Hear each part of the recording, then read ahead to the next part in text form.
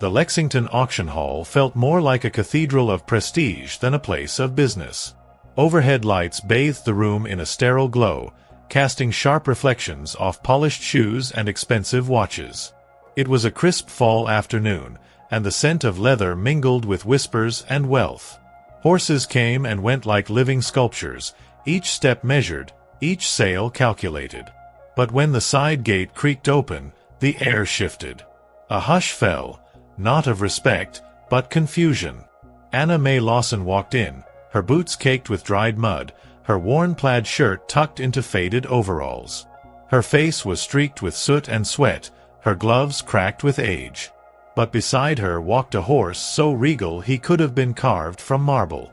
A dark bay thoroughbred, his powerful frame gleamed under the lights. A white star-shaped mark adorned his forehead like a crown.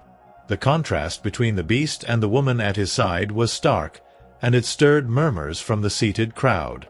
"Who let her in here?"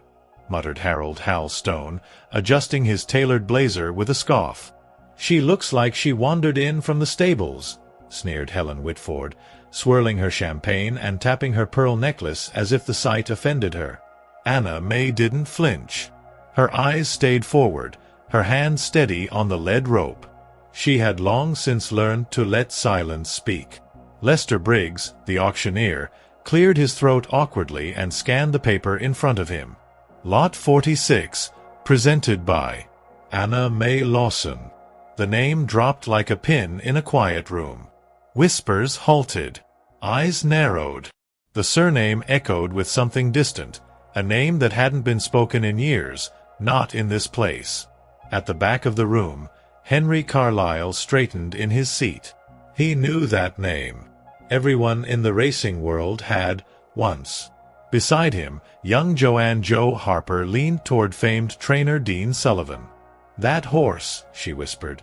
"He looks just like Wild Tempest, but it can't be." Dean didn't answer. His gaze was locked on the horse, and on Anna Mae. He remembered too. The opening bid was called $10,000. Silence. Not a hand moved. Then a voice rang out, sharp and clear, $15,000. Another followed almost instantly, $20,000. The crowd stirred. Anna Mae remained still, her expression unreadable. But something in her chest burned. The past hadn't buried her. It had simply been waiting. And now the truth was starting to rise. The tension in the auction hall thickened. As the bidding inched upward, the mood shifted from ridicule to suspicion. It wasn't just about the horse anymore. It was about the woman who had brought him. Anna Mae Lawson stood quietly beside the dark bay thoroughbred, the soft rise and fall of his chest in perfect rhythm with her own. Each new bid stirred not just interest, but curiosity laced with discomfort. Who was this woman who didn't speak, didn't flinch, and yet seemed to command the room without uttering a word? Harold Hal Stone leaned forward, his fingers pressed against his lips. He had spent decades in this industry and never forgot a face. But Anna Mae didn't match any name on his lists, not anymore. Still, there was something unsettling in how the horse carried himself, how calm he was under pressure, as if he had been bred not just for speed, but for legacy. And legacy, in this world, was everything. Hal whispered something to Helen Whitford, who didn't respond right away. She, too, was beginning to question her first impressions. From the back of the hall, Henry Carlisle couldn't sit still. His hand trembled slightly as he reached into his coat pocket, pulling out a worn program from a race nearly 20 years ago. Wild Tempest had been a legend, a stallion with bloodlines that defined a generation. But after a tragic accident and a scandal no one wanted to speak about, his bloodline was presumed lost. Henry scanned the name of the breeders from that race, Lawson Farms. It couldn't be a coincidence.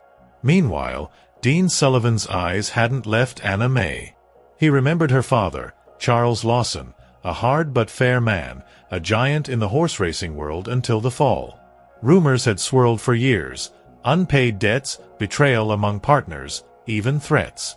When Charles died under mysterious circumstances, Lawson Farms disappeared from the circuit overnight. Most assumed the family had folded, the legacy buried with the scandal. But now, standing in front of him, was a woman with Lawson eyes and the fire of someone who had survived far more than poverty. Anna Mae felt the weight of the stairs, but she focused on her horse, the one she had raised from a foal, the last living remnant of everything her family had lost. His name was Redemption's Echo, though she hadn't told the auctioneer. It felt too personal, too close to the truth. She hadn't come here to make a sale. She came to send a message. One that only a few people in the room would truly understand. As the bidding slowed near 35,000, a silence swept the room once more. Then, a voice came from the back, steady, sure, and impossible to ignore. 50,000. Heads turned. Henry Carlisle stood, program still in hand. Anna Mae's eyes finally met his. No words passed between them, but something ancient, buried, had just been unearthed. Gasps rippled through the crowd like a sudden gust of wind. $50,000 was not just a bid, it was a declaration. Everyone turned to see Henry Carlisle standing tall, his voice echoing in the silence that followed. Anna Mae didn't move, but inside, something cracked. It wasn't fear. It was recognition. Henry had once been her father's closest ally. Then, just before everything collapsed, he vanished from their lives, like so many others who had once sworn loyalty. Dean Sullivan narrowed his eyes, his jaw tightening. Carlisle bidding wasn't casual. It was calculated. A man like him didn't spend that kind of money unless he knew exactly what, or who, he was dealing with. Joe Harper leaned in, whispering with urgency.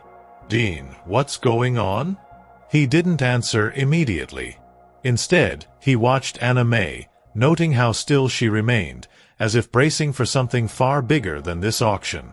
In the stands, the whispers turned into buzzing speculation. Helen Whitford looked suddenly uneasy, her earlier smugness replaced by confusion.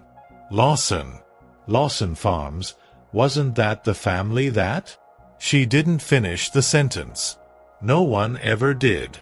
The fall of the Lawson family had been abrupt and dramatic. Scandal, betrayal, and death all rolled into one storm. For years, people had avoided saying the name out loud, fearing it might pull old ghosts from the shadows. Anna Mae's thoughts drifted to a time when her family name was met with respect, not pity or scorn. She remembered her father's strong voice, the way he'd speak to the horses like they were old friends. She remembered the last night she saw him alive, how he stood in the rain, staring at the paddock, silent, broken. She had only been 17. That night changed everything. The stables were sold. The debts came knocking. And her name, once spoken with pride, became a burden she carried alone. Now, as Henry Carlisle's bid sat unanswered, the auctioneer stammered, uncertain of what to do next. Lester Briggs glanced at Anna Mae, but she gave him nothing. No emotion, no signal.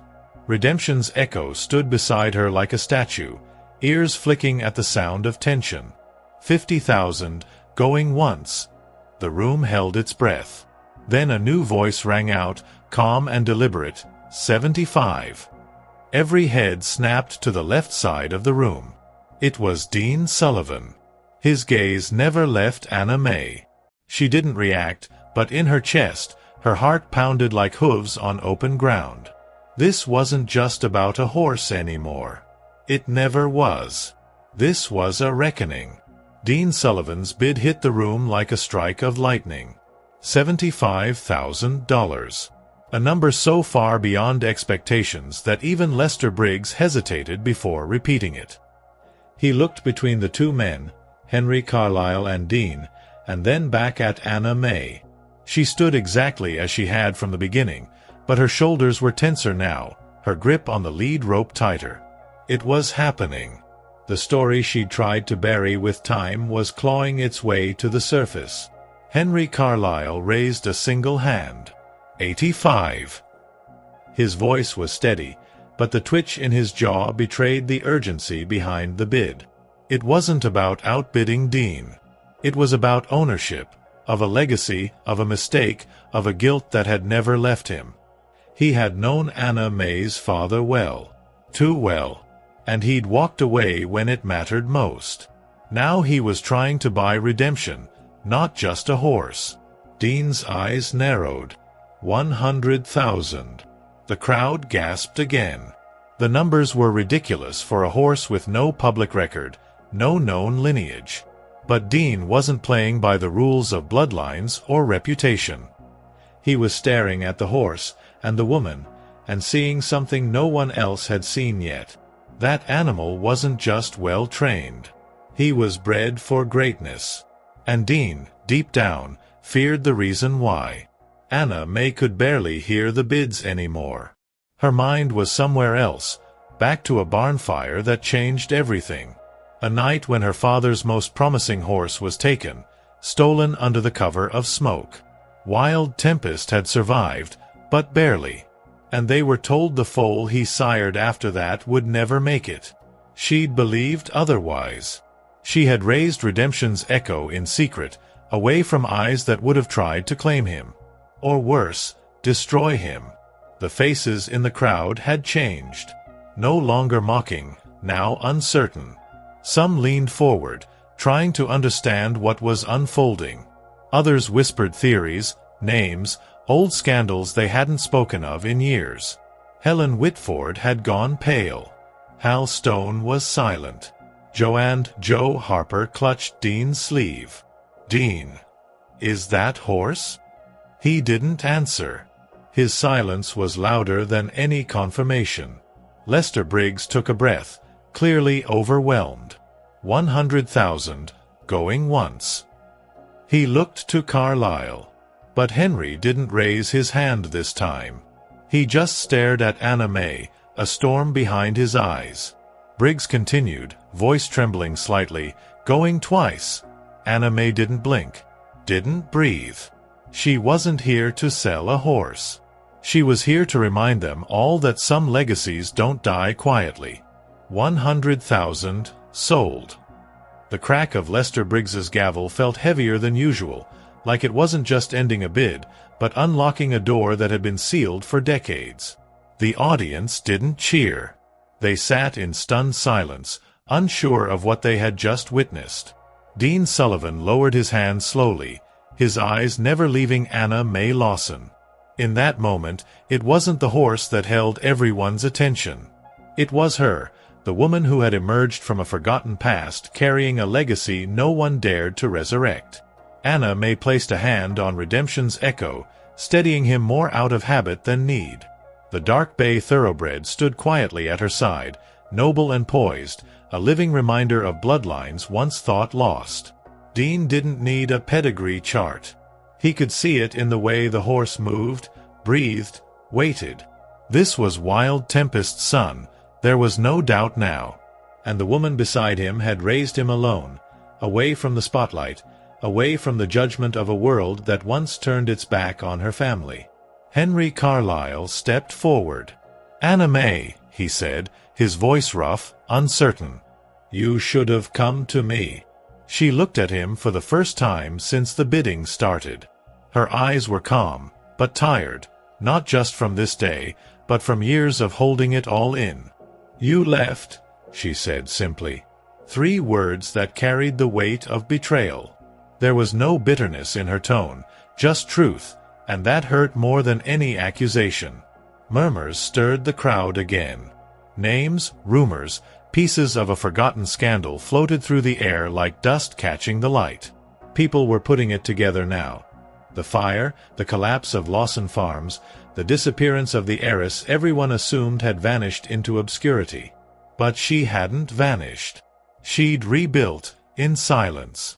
And now, without fanfare, she had returned with something undeniable. Not revenge. Not rage. Just proof that legacy doesn't die when people forget. It dies when no one fights for it. Dean finally approached her, his voice low. "You didn't just bring a horse," he said. "You brought back a name." Anna Mae gave a faint nod. Then, without another word, she turned and walked out of the ring, redemption's echo at her side. But this time, every eye followed her with reverence. The room wasn't watching a woman who didn't belong. They were watching the return of something they thought they'd buried, and the beginning of a reckoning none of them could stop. Outside the auction hall, the wind had picked up, rustling the tall grasses that lined the gravel lot. Anna Mae walked in silence, the lead rope gently wrapped in her hand as redemption's echo trotted beside her. She could still feel the heat of all those eyes on her, even though the door had closed behind them. The bidding was over. The secret was out. But the ache in her chest hadn't eased. Some wounds didn't close just because the truth was spoken. Some needed time to breathe in the open air. Dean Sullivan caught up with her near the trailers. "You don't have to disappear again," he said, his voice softer now. She didn't stop walking, but he continued beside her. "The racing world needs horses like him. And it needs people like you." Anna Mae shook her head gently. "They only want me now because I proved something. But where were they when everything fell apart?" Dean didn't respond. He knew there wasn't a good answer. Back in the auction hall, the room hadn't fully recovered. Henry Carlyle stood at the edge of the ring, staring at the spot where Anna Mae had stood. The weight of guilt pressed heavy on his chest. He had always known there was more to the story, about the fire, about Charles Lawson's final days, but fear had kept him quiet. Now, watching her walk away, he realized silence had its own price. And he'd been paying it for years in shame. Joanne Harper scrolled through her phone, reading old racing articles, now under a different light. "She was just a teenager," she murmured. "They blamed her family for everything, and she just vanished." Helen Whitford, still seated, offered no commentary. The truth was too raw, too close. They had all played a role, by watching, by whispering, by doing nothing. Now, that same silence felt unbearable. As Anna Mae secured redemption's echo into the trailer, she paused and placed her hand gently on his neck. "They know who you are now," she whispered. The horse blinked slowly, as if understanding. She stood there for a long moment, the wind tugging at her hair, eyes fixed on the horizon. The past had caught up with her, but she had met it on her own terms. And for the first time in years, Anna Mae Lawson wasn't running. She was ready to face whatever came next. The following morning, Anna Mae sat alone at a diner on the edge of town, her hands wrapped around a chipped coffee mug. The warmth barely reached her fingertips. She had slept in the trailer with redemption's echo, too restless to accept the comfort of any local motel. The storm inside her hadn't passed, only shifted. People now knew who she was, but that didn't erase the years she had spent being no one. And fame, she knew, was a poor substitute for justice. The bell above the diner door jingled, and Anna Mae didn't need to turn to know who it was. Dean Sullivan slid into the booth across from her, his expression unreadable. He placed a folded envelope on the table between them. "That's a contract," he said simply. "Full partnership. My stables, your horse. We train him right, enter the spring circuit. He's championship material." Anna Mae looked at the envelope but didn't touch it. "And if his last name wasn't Lawson," she asked, "would you still be sitting here?" Dean leaned back, exhaling slowly. "I'd be sitting here because of what you did, not what your name is." His voice was firm, but there was honesty in his eyes. "You raised that horse from nothing. You held your ground when no one believed in you. That matters more than bloodlines." Anna Mae studied him, her walls still up, but a part of her, the part that had held on through years of silence, wanted to believe him. Still, trust was a currency she'd learned not to spend easily. Outside the diner, the world was waking up. Trucks passed. Farmers gassed up. The town moved on, as towns always do, even when legacies are cracking open just beneath the surface. Anna Mae took a sip of her coffee, eyes never leaving the envelope. She didn't say yes. But she didn't push it away either. And that alone was more than Dean expected. In the back of the diner, unnoticed, Henry Carlyle sat alone at the counter, watching. He hadn't approached her yet. He didn't know how. What could he offer that would mean anything now? An apology? A confession? The truth was, Anna Mae didn't need anything from him. But he needed something from her. Forgiveness. Whether he'd earn it or not, he couldn't yet say. But one thing was clear. The past wasn't finished with either of them. That night, Anna Mae stood alone by the stables she had rented outside town, staring at the old lantern flickering by the doorway. The soft glow cast shadows across Redemption's echo as he rested quietly inside his stall. The sound of crickets was the only thing breaking the silence, until footsteps approached from the gravel path behind her. She didn't turn. She already knew who it was. "I should have spoken to you years ago," Henry Carlyle said. His voice was lower now, almost fragile. "I was there the night the fire started." Anna Mae didn't move. Her eyes stayed fixed on the horse. "I know," she replied calmly. "I saw you leave before the flames caught." That sentence had lived in her for years, burning, unanswered. The silence between them wasn't empty now. It was full of everything he had never said. Henry stepped closer, guilt painting every line of his face. "I didn't set it, Anna. But I didn't stop it either. Your father. He was about to expose something. Something that would have taken a lot of people down. People I worked with. I was scared." He paused. "And I let that fear cost your family everything." Anna Mae finally turned to face him. Her eyes didn't hold anger, just the exhausted truth of someone who had lived with betrayal longer than she'd lived with trust. For a moment, neither of them spoke. Then she said, "My father trusted you. He thought of you as a brother." Henry nodded slowly. "And I betrayed that trust. I've lived with that every single day." Anna Mae looked back at Redemption's echo. "I didn't keep the Lawson name alive for revenge," she said. "I kept it alive because someone had to remember who we were, before they rewrote our story." Henry swallowed hard, blinking against the emotion swelling in his chest. "You already did more than any of us deserved."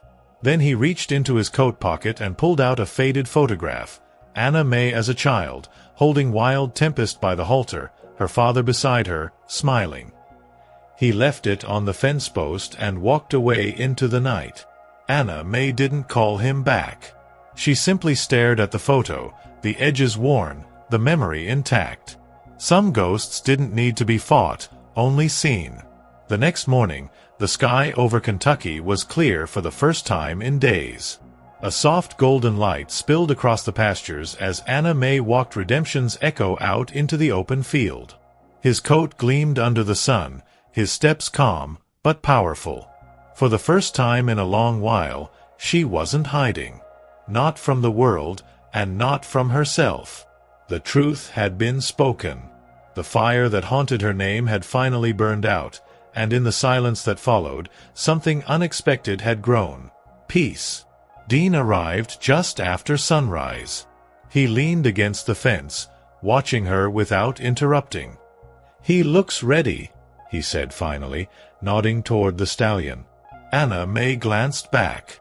"He always was. They just never gave him a chance." Dean smiled faintly. "That's about to change." He handed her a clipboard, entry forms for the spring circuit, already filled out with her name and the horses. Anna Mae hesitated. This wasn't just a race. It was a return. A declaration that she was no longer part of the shadows. She didn't answer right away.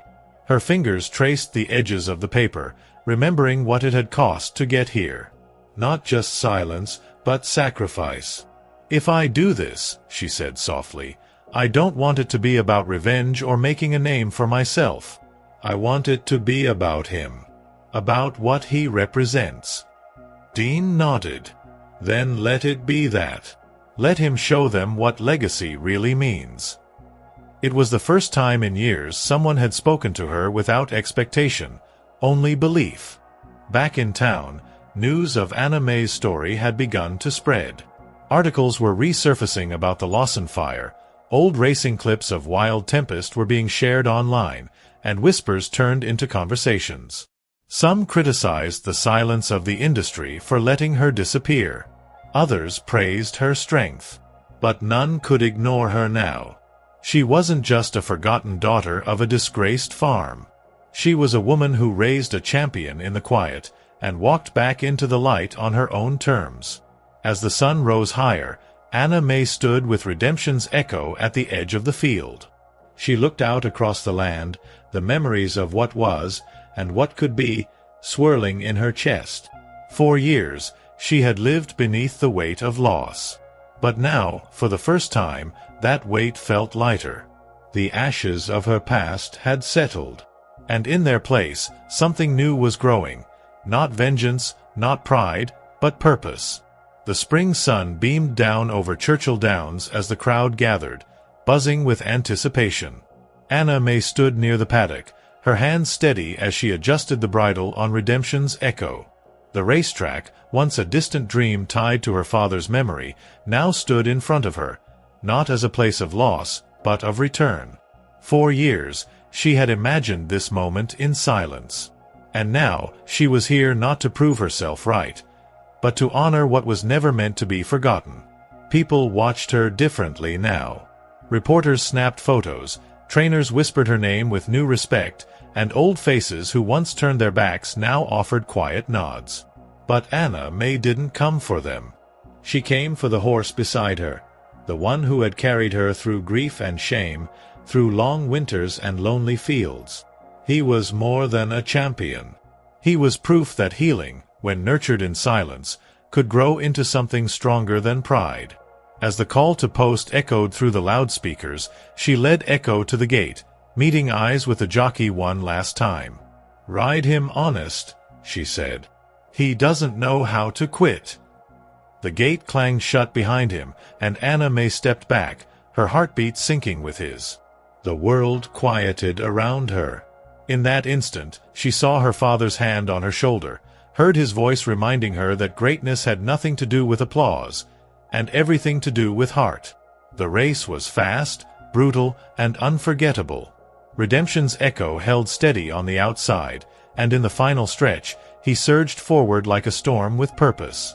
When he crossed the finish line, first, the roar of the crowd felt like thunder crashing over years of silence.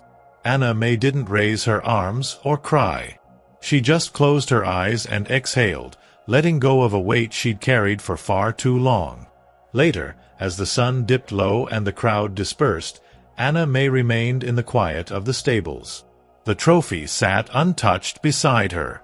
She ran her fingers along Echo's mane and whispered, "We didn't just win a race, we took back our name."